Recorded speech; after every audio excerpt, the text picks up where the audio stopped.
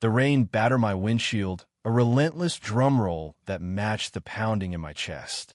I was 17, a junior at Lincoln High, and tonight was supposed to be ordinary, just a study session at my best friend Nate's house to cram for our chemistry midterm. But something about the way the storm churned the sky felt like a warning, a whisper that my life was about to veer off course. I pulled into Nate's driveway, the headlights of my beat-up Honda cutting through the downpour. His house, a modest two-story in a sleepy Oregon suburb, glowed warmly against the gray. I grabbed my backpack, stuffed with textbooks and half-eaten granola bars, and sprinted to the porch. The door swung open before I could knock, and there was Nate, all lanky limbs and messy blonde hair, grinning like he hadn't a care in the world. "Dude, you look like a drowned rat," he said, tossing me a towel. "Blame the sky for hating me," I shot back, drying my face. "My name's Ethan Carter, and I'd known Nate since we were kids stealing cookies from his mom's kitchen. He was my anchor, the guy who made high school bearable with his dumb jokes and unwavering loyalty.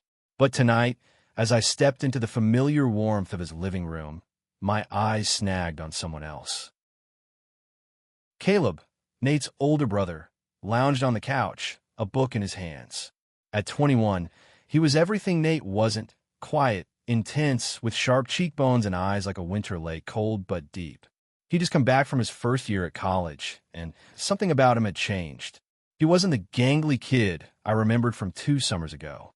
His gaze flicked up, meeting mine for a heartbeat too long, and my stomach twisted in a way I couldn't name. "Ethan, you staying for dinner?" Caleb asked, his voice low, almost teasing. Maybe," I mumbled, my cheeks burning. I ducked my head, pretending to adjust my backpack. What is wrong with me? I'd seen Caleb 100 times before. He was just Nate's annoying brother who used to prank us with water balloons. But now, every glance felt like a spark, dangerous and alive. Nate dragged me upstairs to his room, where we spread out our notes on his cluttered desk. Chemistry was a nightmare. Balancing equations felt like wrestling a bear, but Nate's enthusiasm was infectious.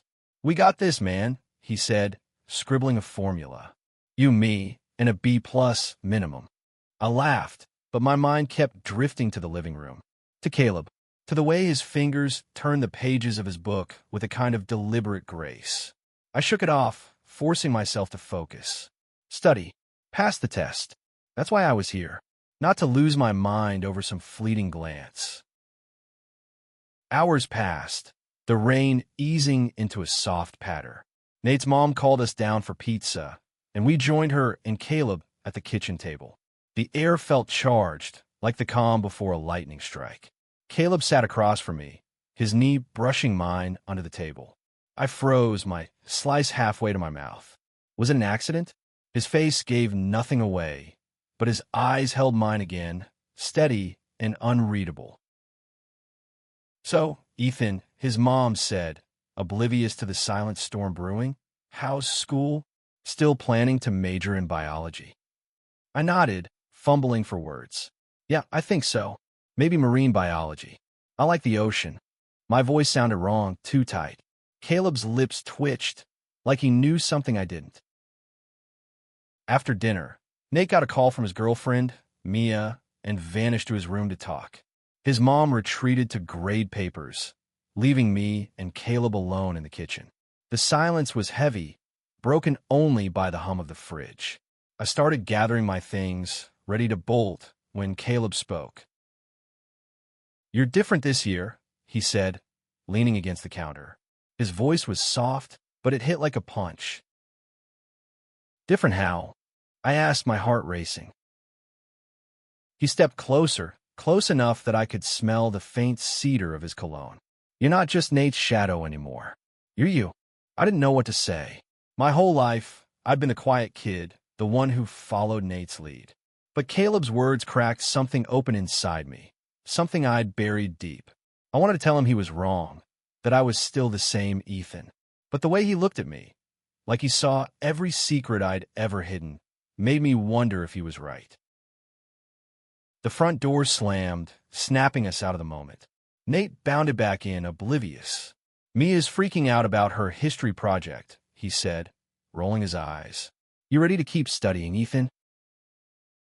The next hour blurred by, my mind split between Nate's endless chatter about covalent bonds and the memory of Caleb's voice. You're not just Nate's shadow anymore. What did that even mean? I tried to focus on the periodic table, but my thoughts kept circling back to the kitchen, to that moment when Caleb had stood too close, his words cutting through me like a blade through paper. Nate's room was a mess, posters of indie bands peeling off the walls, clothes strewn across the floor.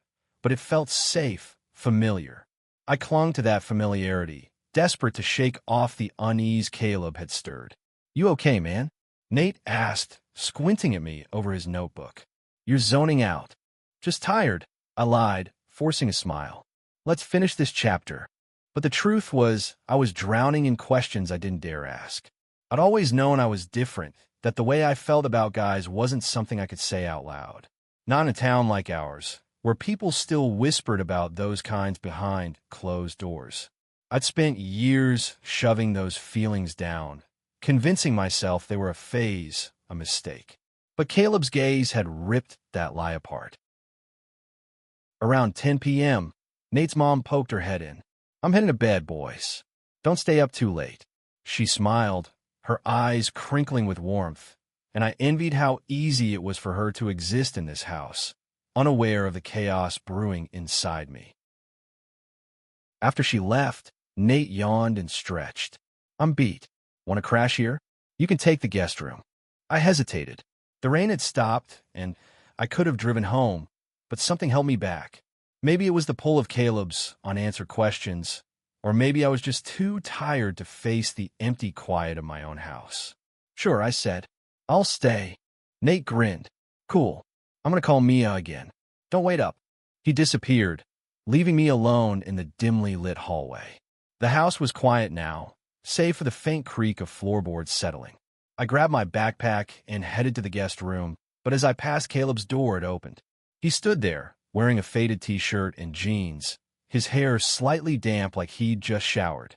My mouth went dry. Can't sleep? He asked, leaning against the doorframe. Just heading to the guest room, I said, my voice barely above a whisper. He nodded, but his eyes didn't leave mine. You want to talk? About earlier? My heart slammed against my ribs. What's there to talk about? I said too quickly. He stepped closer, closing the distance between us. The hallway felt impossibly small. Ethan, he said, his voice low, you don't have to pretend with me. I wanted to run. I wanted to scream. Instead, I stood frozen as he reached out, his fingers brushing my wrist. It was the lightest touch, but it burned through me, electric and terrifying. I don't know what you mean, I said, but the words felt hollow. He didn't push, just gave me a small, sad smile. You will, he said. Then he stepped back, disappearing into his room and closing the door softly behind him. I stumbled to the guest room, my mind a storm. Sleep was impossible. Every time I closed my eyes, I saw Caleb's face, felt the ghost of his touch on my wrist. Around midnight, I gave up and crept downstairs for a glass of water. The kitchen was dark, but a faint glow spilled from the living room. Curious, I followed it. Caleb was there, sitting on the floor with a sketchbook. He was drawing, his pencil moving in quick, sure strokes. I didn't mean to stare, but the sketch, a city skyline under a fractured moon, was beautiful, raw. He looked up, catching me watching. Couldn't sleep either? He asked, setting the sketchbook aside. I shook my head, clutching my glass like a lifeline. What you said earlier, why did you say it? He stood, moving closer, but keeping just enough distance to make me ache. Because I see you, Ethan, the real you, and I think you're scared to see it too. I wanted to deny it, to laugh it off, but the truth clawed at my throat. What if I am? I whispered. He didn't answer with words. Instead, he closed the gap, his hand finding mine. For a moment, we just stood there, hands clasped in the dark, the world outside forgotten. It was the most terrifying, exhilarating moment of my life. Then we heard footsteps. We sprang apart just as Nate appeared, rubbing his eyes. Yo, what are you guys doing up? Nothing, I said, my voice cracking. Caleb just shrugged, picking up his sketchbook like nothing had happened. But something had, and as I lay in the guest room that night, staring at the ceiling, I knew I couldn't unfeel it. Caleb had lit a spark, and whether it warmed me or burned me alive, I'd never be the same. Morning came too fast, sunlight slicing through the guest room, curtains like an accusation. I hadn't slept, not really, just drifted in and out of restless dreams where Caleb's hand in mine felt like both salvation and ruin. I lay there, staring at the ceiling, trying to piece myself back together before facing the world. Downstairs, Nate was already at the kitchen table, scarfing down cereal. "You look like crap," he said cheerfully. "Rough night." "You could say that," I muttered, avoiding his eyes. I couldn't tell him about Caleb, about the way my world had tilted in the dark. Nate was my best friend, but he didn't know this part of me. No one did, not even me, until last night. Caleb joined us, casual as ever, like he hadn't turned my life upside down. "Morning," he said, grabbing an apple. His eyes flicked to mine just for a second, and my pulse spiked. I hated how he could do that, unravel me with a glance. The day passed in a haze. Nate and I studied more, but my heart wasn't in it. Every time Caleb walked by, my skin prickled with awareness. By afternoon, I couldn't take it anymore. I told Nate I had to run home for a bit, promising to be back for our final cram session. The truth was I needed air, space, anything to clear my head. I drove to the cliffs, overlooking the Pacific, a place I'd always gone to think. The ocean roared below, wild and endless, mirroring the chaos inside me. I sat on the hood of my car, the wind biting my face, and let myself feel it, the fear, the longing, the truth I'd spent years running from. I was gay. The word felt like a stone in my chest, heavy but real. And Caleb, he'd seen it before I could admit it to myself. When I returned to Nate's, the house was quiet. His mom was at work, and Nate was out with Mia. I found Caleb in the backyard, sitting on a wooden bench under a sky bruised with dusk. He looked up as I approached, his expression unreadable. "You're back," he said simply. "Yeah." I sat beside him, leaving a careful distance. I needed to think. "About what?" he asked, though his tone suggested he already knew. I took a deep breath. "About me. About this." I gestured between us, my hands shaking. "I don't know what I'm doing, Caleb. I'm scared." He turned to face me, his eyes softening. "You don't have to know everything right now, but you don't have to hide, either. Not from me." His words broke something in me, a dam I'd built to keep the world out. I reached for his hand, tentative, and he met me halfway, his fingers warm and steady. For the first time, I didn't pull away. We sat there, hands clasped, as fireflies began to flicker in the growing dark. It was a moment of perfect, fragile peace. But peace doesn't last in a world that isn't ready for it. The back door slammed open, and Nate's voice cut through the quiet. "Ethan, you out here?" We dropped hands, but not fast enough. Nate stood frozen, his eyes darting between us. "What the hell?" he said, his voice sharp with confusion. "Nate, it's not." I started, but he cut me off. "Are you serious? You and Caleb?" His face twisted, a mix of shock and something darker, betrayal, maybe. He stormed back inside, the door slamming behind him. Caleb stood, his jaw tight. "I'll talk to him." "No," I said, grabbing his arm. "I need to. He's my best friend." But as I followed Nate into the house, my stomach churned. I'd spent my whole life hiding, and now the truth was out, raw and exposed. Nate was pacing the living room, his hands in his hair. "Ethan, what's going on?" he demanded. "Are you gay?" The word hung in the air, sharp as a blade. I wanted to lie, to make it all go away, but Caleb's voice echoed in my head. "You don't have to hide." So I didn't. "Yeah," I said, my voice trembling but clear. "I am." Nate stared at me, his expression unreadable. Then he shook his head and walked away, leaving me standing alone in the silence. I'd told the truth, but at what cost? The next few days were a blur of silence and avoidance. Nate didn't text, didn't call, didn't even look at me in the hallways at school. The absence of his usual grin, his easy banter, left a hole in my chest. I'd lost my best friend, and the weight of it crushed me. But worse was the fear that I'd lost myself, too. That by admitting who I was, I'd given up the life I'd known. Caleb was different. He texted me that night, simple "you okay?" that I didn't know how to answer. I wanted to see him, to feel that spark again, but guilt and fear kept me away. What if Nate told someone? What if my parents found out? My dad, with his old-school views and quick temper, would never understand. My mom might try, but even she'd struggle. I was trapped between who I was and who I was supposed to be. By Wednesday, I couldn't stand it anymore. I drove to Nate's house after school, my heart pounding as I knocked. Caleb answered, his face lighting up for a split second before worry took over. "Ethan," he said, stepping onto the porch. "You shouldn't be here." Nate's still processing. "I need to talk to him," I said, my voice raw. "I can't lose him." Caleb hesitated, then nodded. "He's in his room. But go easy, okay? He's hurt." I climbed the stairs, each step heavier than the last. Nate's door was closed, but I could hear music playing, some angsty indie band he loved. I knocked, and when he didn't answer, I pushed the door open. He was sprawled on his bed, staring at the ceiling. "What do you want, Ethan?" he said, not looking at me. "To explain," I said, sitting on the edge of his desk. "I didn't mean for you to find out like that. I didn't even know myself until recently." He sat up, his eyes hard. "So what? You're gay now? And you're into my brother?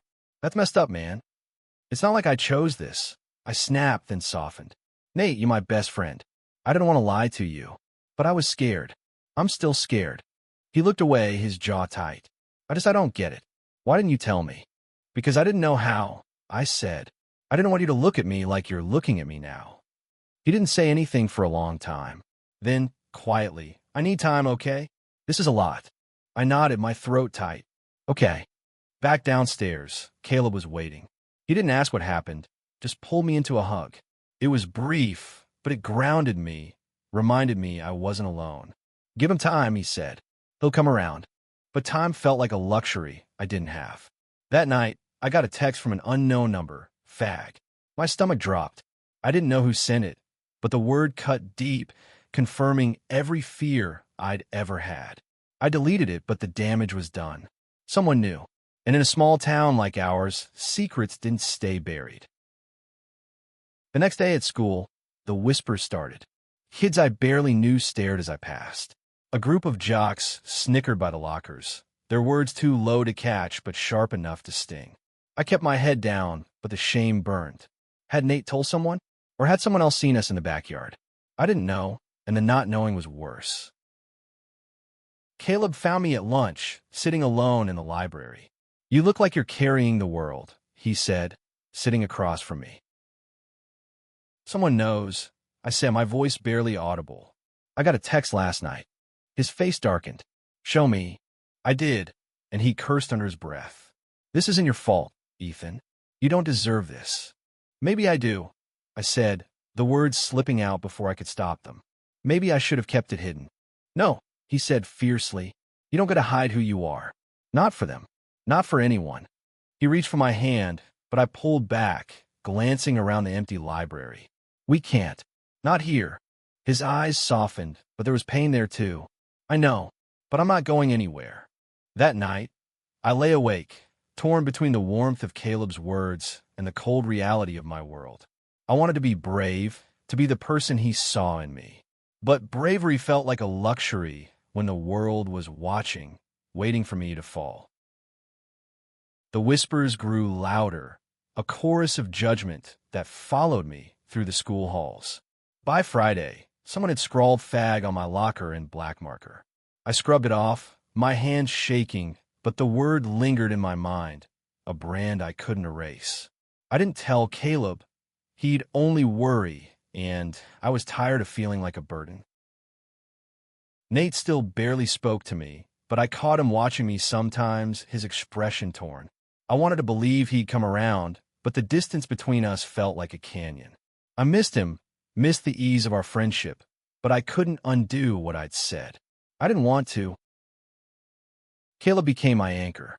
We met in secret, late-night drives, quiet moments in his car by the cliffs. Each touch, each whispered word, was a rebellion against the world that wanted to cage us. But the fear never left. Every time my phone buzzed, I braced for another anonymous text. Every glance from a stranger felt like a threat.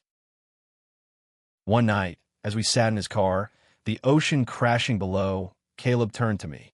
"I'm falling for you, Ethan," he said, his voice raw. "And I know it's hard, but I want to face it with you." I wanted to say it back, to tell him he was the only thing keeping me sane. But the words stuck in my throat, choked by fear. "What if it's too much?" I asked. "What if we can't do this?" "Then we try anyway," he said, his hand finding mine. "Because you're worth it." His words carried me through the next week, even as the harassment worsened. A note slipped into my backpack, calling me names I couldn't repeat. A shove in the hallway, too quick to trace. I kept it from Caleb, not wanting to dim the light in his eyes. But the weight was crushing me. Then came a night that broke everything open. I was at Nate's again, not for studying, but to try to mend things. He'd texted me to come over, a small olive branch. When I arrived, he was in the living room, alone. "I'm trying, Ethan," he said, his voice strained. "I don't get it, but I don't want to lose you either." Relief flooded me, but it was short-lived. The front door burst open, and my dad stormed in, his face red with rage. Someone had told him, maybe a neighbor, maybe a kid from school. "Is it true?" he roared. "Are you like that?" I froze, my heart in my throat. Nate stood, stepping between us. "Mr. Carter, calm down." "Stay out of this, Nate," my dad snapped. He grabbed my arm, dragging me toward the door. "We're going home. Now." Caleb appeared, his face pale but resolute. "Let him go, Mr. Carter." "This is none of your business," my dad spat, but Caleb didn't back down. "It is," he said, "because I love him." The words hung in the air, a confession that silenced the room. My dad's grip loosened, and I pulled free, my heart pounding. "Dad," I said, my voice shaking but steady, "I'm gay, and I'm not ashamed." He stared at me, his anger crumbling into something sadder, confusion, maybe, or fear. Then he turned and walked out, leaving me trembling in the aftermath. Nate looked at me, his eyes wide. "You okay?" I nodded, though I wasn't sure. Caleb took my hand, and this time I didn't pull away. "We'll figure it out," he whispered. In the weeks that followed, things didn't get easier, but they got clearer. My dad and I barely spoke, but my mom started asking questions, trying to understand. Nate came around, slowly, our friendship scarred but healing. The whispers at school didn't stop, but I learned to hold my head higher, bolstered by Caleb's unwavering presence. We were two young men in a world that wasn't always kind, but we had each other. And in the end, that was enough. The night I went to study in Nate's house had changed everything. Not because of the storm or the study session, but because it was the night I chose to be myself. And in that choice, I found a love worth fighting for, a life worth living.